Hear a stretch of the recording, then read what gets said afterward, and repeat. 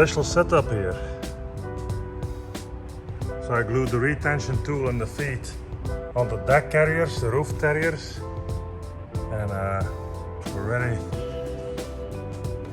Pull with our adapter tab here over the antenna, because the whole roof is kicked in, and exactly, of course, kicked on the highest spot, the antenna itself. So the best place actually to start lifting would be the antenna, and it's glued on there. So let's try if we can, with this setup, help it come up. Let's see what happens if we start pulling.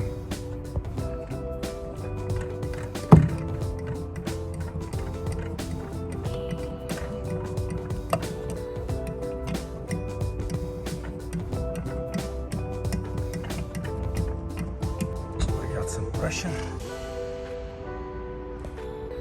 pulling and lifting it up.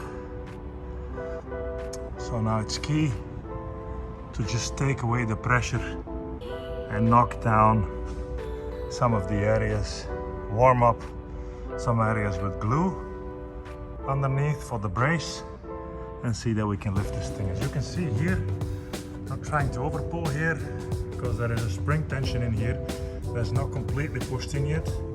There's a spring in here holding tension and pushing with the spring there.